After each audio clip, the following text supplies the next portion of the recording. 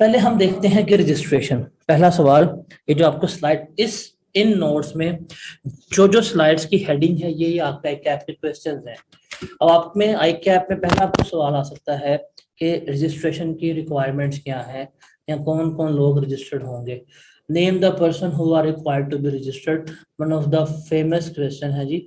Name the person who are required to be registered, जिनको registered होना लाजमी है, उसके बारे में बात करनी है।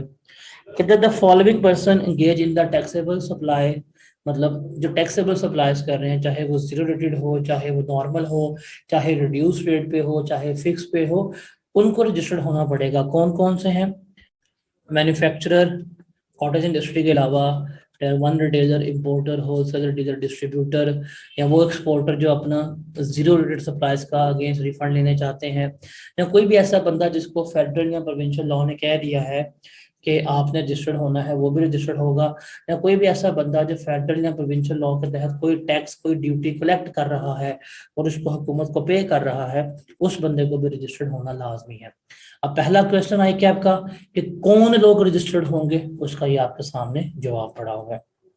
उसके बाद है कि रजिस्ट्रेशन का प्रोसेस क्या है, किस तरह से रजिस्टर्ड हुआ जाएगा, उसको आपने देखना है। कि एप्लीकेशन हमने देनी है, उस एप्लीकेशन के पर्टिकुलर्स क्या होंगे, उसको हमने देखना है। फिर भी पर्सन है जिसने रजिस्टर्ड होना है, वो रजिस्ट्रेशन के लिए अप्लाई करेगा, कंप्यूटराइज सिस्टम मतलब वेबसाइट पे जाएगा, वहां पे अप्लाई करेगा, और उसको जो उसकी जुरिस्डिक्शन होगी, वो जिस एरिया में फॉल कर रहा होगा, वहां पे जाके अप्लाई कर रहा होगा। अगर लाहौर में तो लाहौर के आरटीओ में, गुजरांवाला में गुजरांवाला के आरटीओ में, फैसलाबाद है फैसलाबाद के आरटीओ में, अपने स्पेसिफिक रीजन्स में जाएगा। और ये कुछ क्राइटेरिया है कि वो कौन से आरटीओ में फॉल करेगा या कौन से आरटीओ की जुरिस्डिक्शन उसके ऊपर होगी, ये उसका क्राइटेरिया है। कि अगर कोई पब्लिक कंपनी है जहां पे उसका रजिस्टर्ड ऑफिस लोकेटेड है, जिस जगह पे उसका रजिस्टर्ड ऑफिस लोकेटेड है, उसका रजिस्टर्ड ऑफिस जिस आरटीओ की जुरिस्डिक्शन में आ रहा है, ये वहां पे जाके अप्लाई करेगा। अगर पब्लिक कंपनी नहीं है, कोई और कंपनीज है, भाई प्राइवेट कंपनी हो सकती हैं, इनकी बात है, वहां पे उनके लिए अगर कंपनी कोई मैन्युफैक्चरिंग में एंगेज है, तो फिर जहां पे उसकी फैक्ट्री सिचुएटेड होगी, उसकी फैक्ट्री जिस जुरिस्डिक्शन में फॉल कर रही होगी, उस आरटीओ के पास जाकर रजिस्टर करवाना पड़ेगा।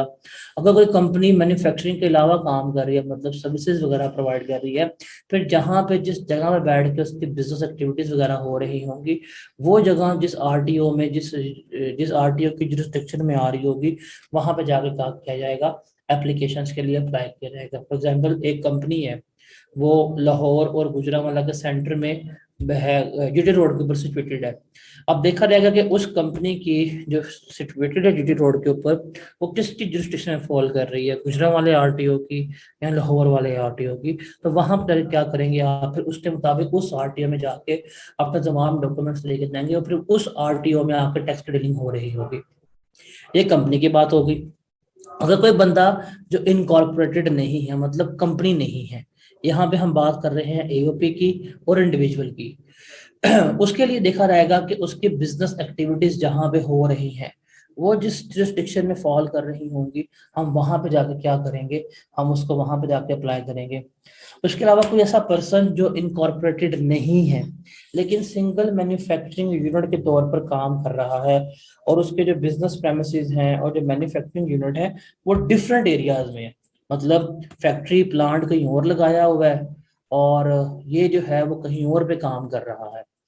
फिर क्या होगा, फिर जहां पे उसका मैन्युफैक्चरिंग यूनिट लोकेटेड होगा, वो जिस जुरिस्डिक्शन में फॉल कर रहा होगा, वहां पे जाके आप वहां पे आरटीओ पे अप्लाई करेंगे और वहां पे आपको तमाम मैटर्स टेकअप करेंगे। एफबीआर ने ये पर्सन को अलाउ किया हुआ है कि आप एक आरटीओ से दूसरे आरटीओ तक क्या कर सकते हैं, आप अपनी जो रजिस्ट्रेशन जो है वो ट्रांसफर कर सकते हैं।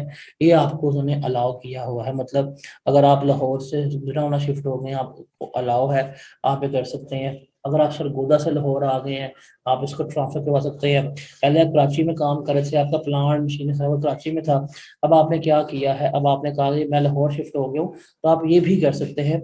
आपको ये अलाउ है कि आप अपना आरटीओ जो है उसको चेंज करवा सकते हैं। ये तो हमने बात किया कि हम किन जुरिस्डिक्शन में फॉल कर रहे होते हैं। क्योंकि जिस जुरिस्डिक्शन में फॉल कर रहे होंगे उसके पास जाना है और हमने उसको अपनी एप्लीकेशन देनी है, दरख्वास्त देनी है। जो एप्लीकेशन देंगे उस एप्लीकेशन का कंटेंट क्या होगा, कि मतलब आपने ये जाके कौन सी फिजिकल एप्लीकेशन देनी है कि टू द कमिश्नर फलाना फलाना फलाना फलाना फलाना and I back to state that, ये काम नहीं करेंगे, बल्कि आपने अपना पोर्टल खोला हुआ है, आपने अपने क्रेडेंशियल्स जो आईडी है उसमें से आप सारा कुछ चेक कर रहे हैं कि आप अपना लॉगिन क्रेडेंशियल्स जाएंगे, एफपीआर के पोर्टल पे जाएंगे, fbr.gov.pakistan वाले पे, वहां पे जाके आप जाएंगे अपने आरएस के ऊपर, वहां पे लॉगिन करेंगे और वहां पे ये इंफॉर्मेशन और जो डॉक्यूमेंट्स वगैरह आप अपलोड करेंगे। आपका जो बैंक सर्टिफिकेट होगा, जो आपके नाम का होगा, मतलब जो सबूत होगा कि आपका बिजनेस बैंक अकाउंट इस बैंक में इस ब्रांच में मेंटेन है, वो सर्टिफिकेट आप अपलोड करेंगे। आपका जो गैस का और इलेक्ट्रिसिटी सप्लायर का जो रजिस्ट्रेशन और कंज्यूमर नंबर है वो लिखेंगे कि ये मेरे पास मीटर है, ये मैं इसको इस्तेमाल करूं। आपको याद है हमने पढ़ा था वैल्यू उसमें, जब हम सेल्स टैक्स से बात कर रहे थे, कि अगर आपके नाम पे बिजली का मीटर ना हो तो स्टिल अगर आप बिल पे कर रहे हैं तो आप उसके ऊपर इनपुट टैक्स क्लेम कर सकते हैं, याद है? उसमें हमने कहा था कि जब हम रजिस्ट्रेशन के लिए अप्लाई करते हैं तो वहां पे हमने उस मीटर को डिक्लेयर करना होता है। अगर आप उस मीटर को डिक्लेयर कर रहे हैं, बेशक आप किराए के में हैं, बेशक आपके नाम पे वो मीटर नहीं है, लेकिन अगर आपने उस मीटर को यहाँ पे डिक्लेयर कर दिया, अगर आपने उस मीटर को बताया हुआ है, तो आप यहाँ पे डिक्लेयर करेंगे कि भाई ये जरा रेफरेंस नंबर है, ये रेफरेंस नंबर है, ये कंज्यूमर आईडी है, ये इसका प्रॉपर एड्रेस है, आप मेंशन करेंगे। वो जो आप बिल पे करेंगे वो क्या होगा, उसके ऊपर आप इनपुट टैक्स क्लेम कर सकते हैं, ये आप यहाँ पे बताते हैं। उसके अलावा अगर आपके पास जो ब्रांचेस हैं, मल्टीपल ब्रांचेस की जो जो डिटेल्स हैं, बताएंगे कि लाहौर में ये 2 ब्रांचें हैं, इसका एड्रेस ये है, ये कराची की ब्रांच है, ये सिंध की ब्रांच है, इसकी ब्रांच है, सारा कुछ आप बताएंगे। उसके बाद जो आपके बिजनेस प्रेमिसेस हैं उनकी जीपीएस टैग्ड फोटोग्राफ्स अपलोड करेंगे कि ये मेरी फोटोग्राफ बिजनेस प्रेमिसेस की है, वहां पे क्लिक करेंगे, फोटो पे आ जाएगा कि भाई इस लोकेशन के ऊपर मौजूद है। उसके अलावा अगर आपने कोई मैन्युफैक्चरर है तो अपने आप मशीनरी की और अपने इंडस्ट्रियल इलेक्ट्रिसिटी और गैस मीटर की भी आप जीपीएस टैग्ड फोटोग्राफ अपलोड करेंगे, ताकि वो जब भी क्लिक करें तो उनको शो हो कि भाई वाकई मीटर यहाँ पे इंस्टॉल्ड है। उसके अलावा जो आपके पास अनसोल्ड स्टॉक है या अनयूज स्टॉक है जिसके ऊपर आप इनपुट टैक्स क्लेम करना चाहते हैं, वो भी आप क्लेम करें कि मेरे पास इतना स्टॉक इस वक्त मौजूद है।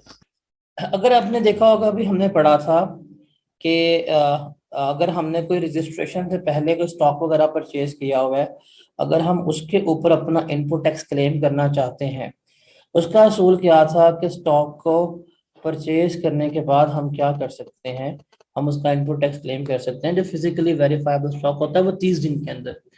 अगर आप उन स्टॉक के ऊपर अपना इनपुट टैक्स क्लेम करना चाहते हैं तो वो भी आप डिक्लेयर करेंगे कि भाई इतना स्टॉक जो है वो मेरे पास मौजूद है। तो ये पर्टिकुलर्स हैं जो आपको डिक्लेयर करने पड़ते हैं। उसके बाद जब आप ये अपनी एप्लीकेशन फर्निश कर देते हैं, जमा करवा देते हैं, तो ये जो अबव डॉक्यूमेंट्स मेंशन्ड हैं आप ये सारे सबमिट कराते हैं। तो जो एप्लीकेंट होता है जिसने दरख्वास्त दी होती है या जो भी उसका ऑथराइज पर्सन होता है, वो नादरा के जो ई सहूलत सेंटर्स हैं वहां पे जाएगा 1 महीने के अंदर अंदर, और उसने अपनी वेरिफिकेशन करवानी होती है, बायोमेट्रिक वेरिफिकेशन करवानी होती है। अगर कोई बंदा रजिस्ट्रेशन के बाद बायोमेट्रिक वेरिफिकेशन नहीं करवाएगा, अगर वो डिफॉल्ट कर जाए, तो उसका नाम एक्टिव टैक्स पेयर लिस्ट से रिमूव कर दिया जाएगा। और अगर कोई मैन्युफैक्चरर है, मैन्युफैक्चरर जाता है रजिस्ट्रेशन के लिए, तो एफबीआर उससे पहले पोस्ट वेरिफिकेशन करेगा, वो डॉक्यूमेंट सबमिट करवाएगा, वो डॉक्यूमेंट चेक करेगा कोई मिसिंग तो नहीं है, कोई नॉन जेन्युइन तो नहीं है। अगर कोई मिसिंग डॉक्यूमेंट हुआ, कोई नॉन जेन्युइन हुआ, तो उसको 15 डेज का टाइम देगा कि असली डॉक्यूमेंट ला के अपलोड करो। अगर वो डिफॉल्ट कर जाएगा तो फिर क्या कर दिया जाएगा, उसका नाम जो है एक्टिव टैक्स पेयर लिस्ट से रिमूव कर दिया जाएगा। तो ये चीज़ आपने याद रखनी है। तो ये है रजिस्ट्रेशन का, कि अगर हमने रजिस्ट्रेशन करवानी है तो रजिस्ट्रेशन के लिए हमें क्या करना पड़ेगा, क्या उसके प्रोसीजर्स हैं, रिक्वायरमेंट क्या है, एप्लीकेशन की रिक्वायरमेंट्स क्या है, अटैचमेंट्स क्या है, उसकी बात।